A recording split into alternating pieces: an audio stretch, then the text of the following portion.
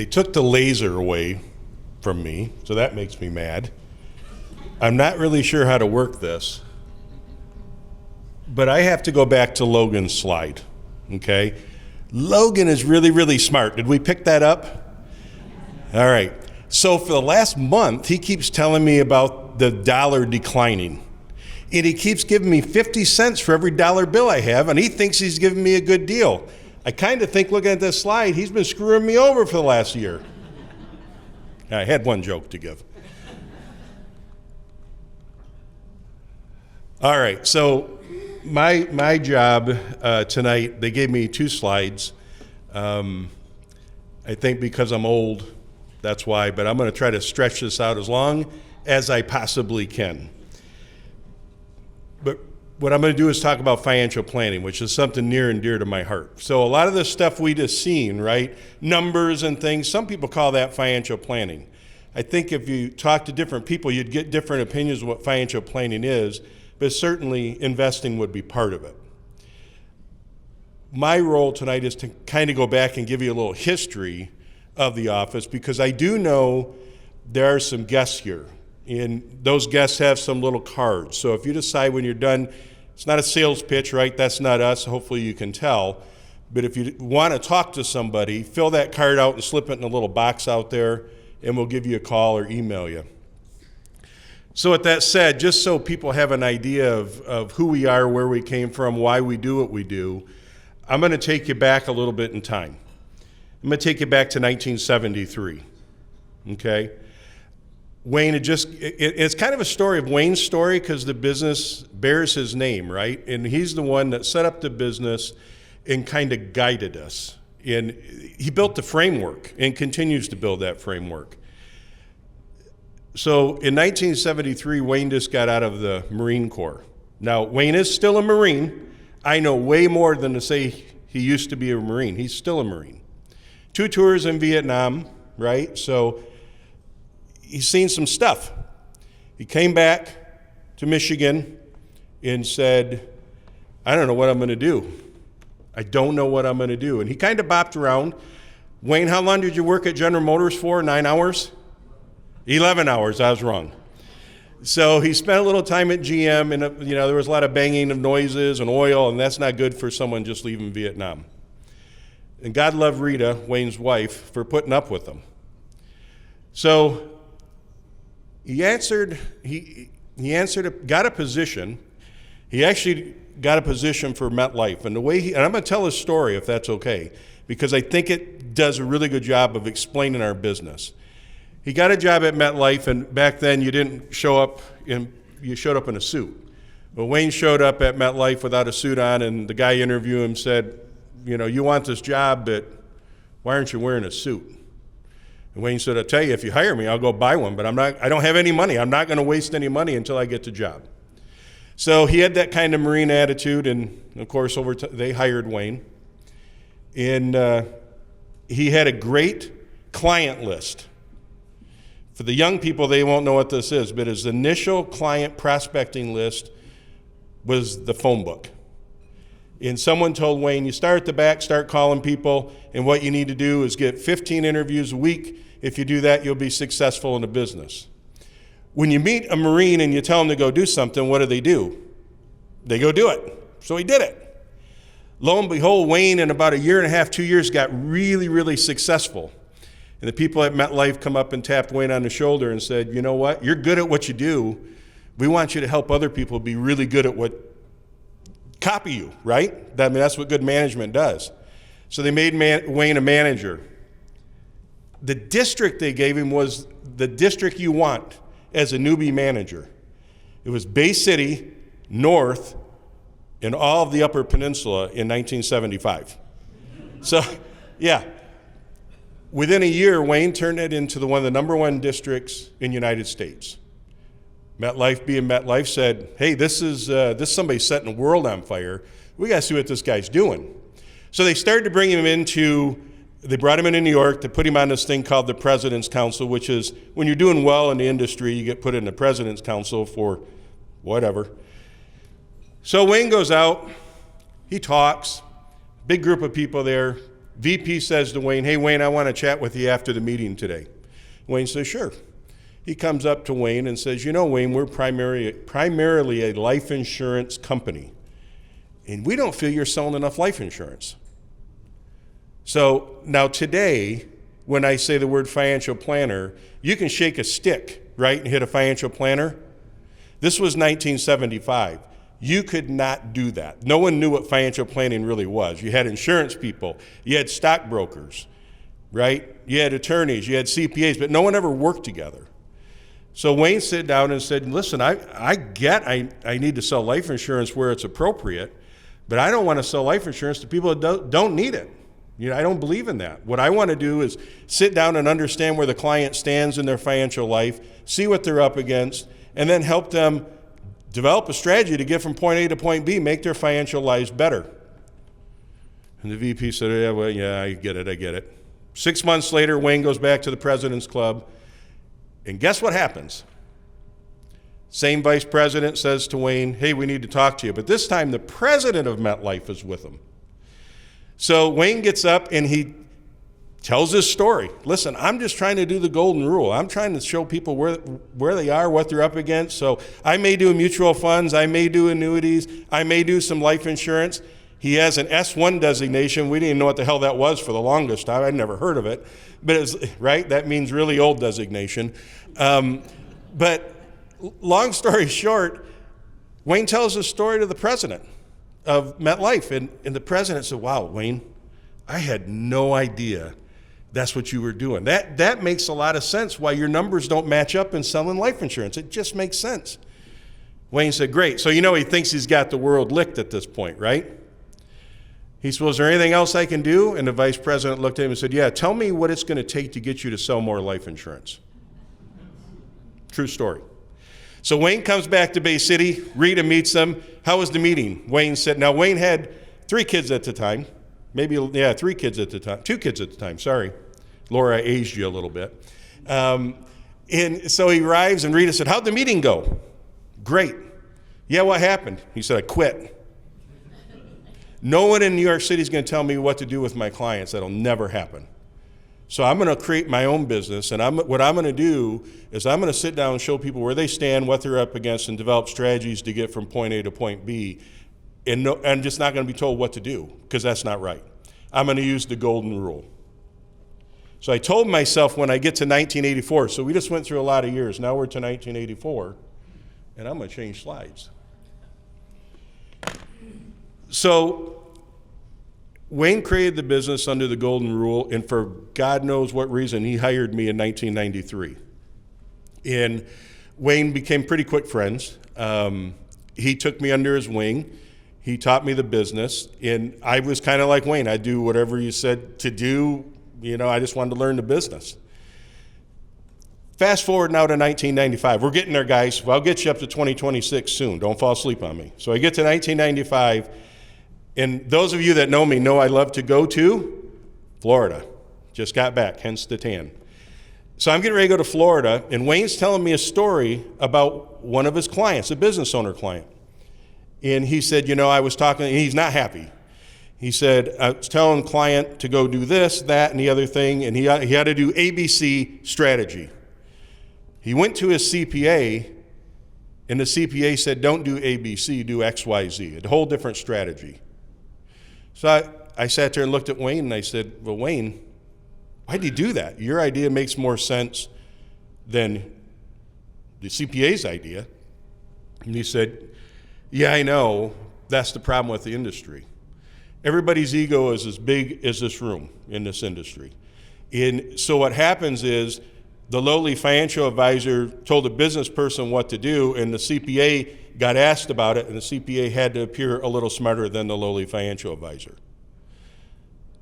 Wayne said, you know what I'm going to do? I'm going to hire an accountant. I'm going to create an accounting firm because I'm not going to let that happen again.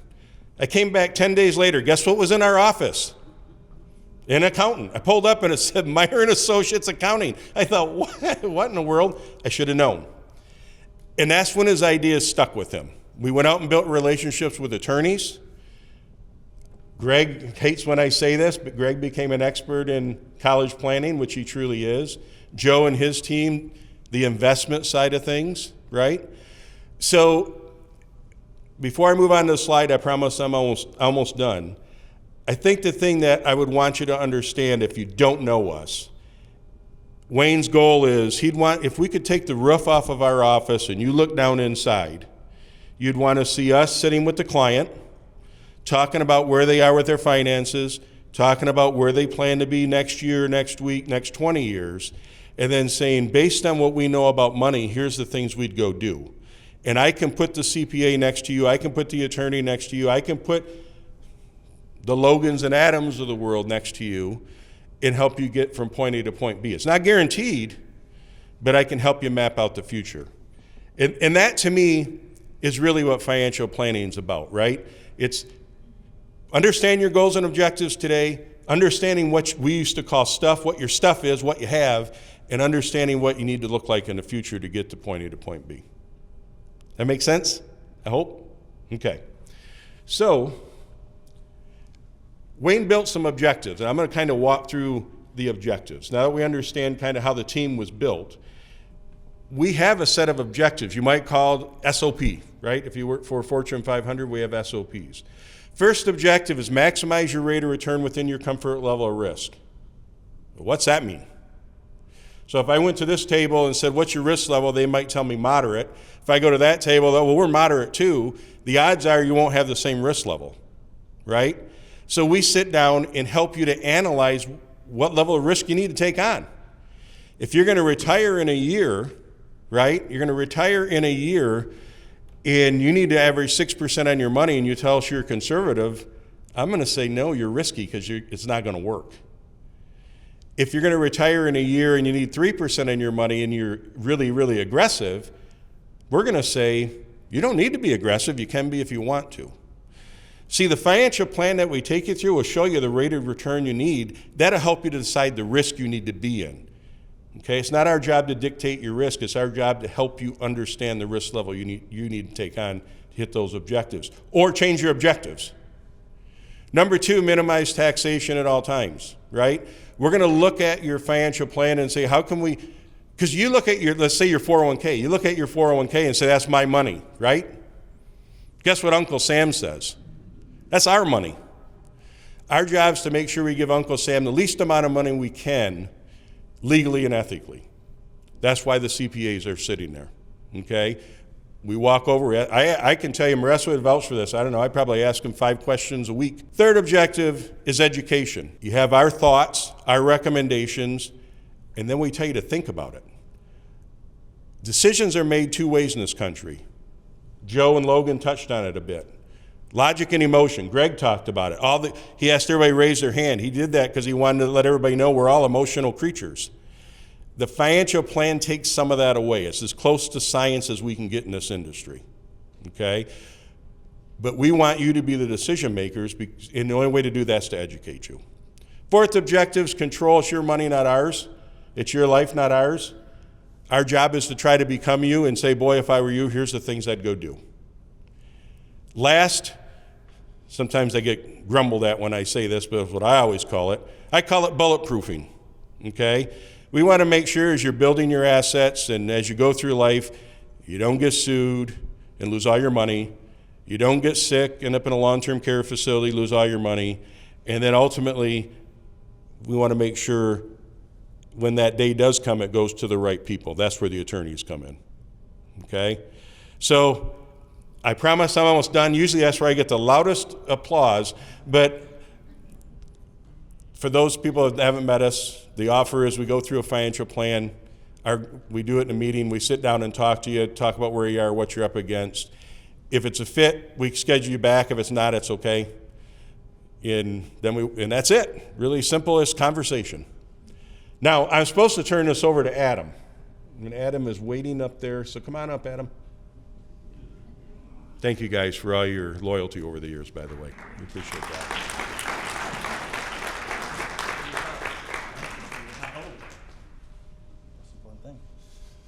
All right. The only thing Mike didn't mention is I mentioned everything. No, 1993. That's when the office got better, wasn't it? When he got hired? Yeah. This is you. Okay. It doesn't have a laser anymore. Yeah, I think Logan took it out.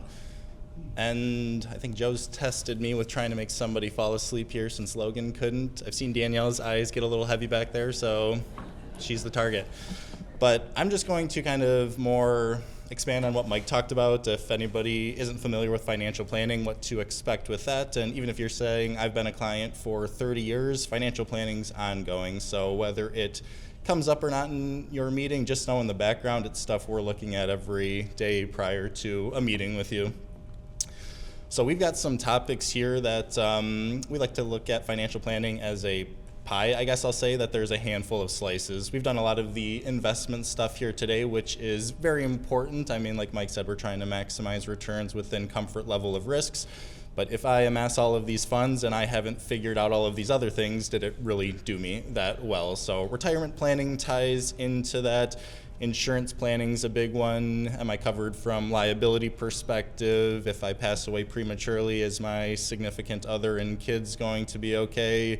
Do I need long-term care insurance? There's so many ways that things can go wrong. Mike used an analogy that it's like driving from here to wherever you're going to go and there's a bunch of potholes in the road. Our job is to show you what those potholes could be and where they are so you can try to avoid them.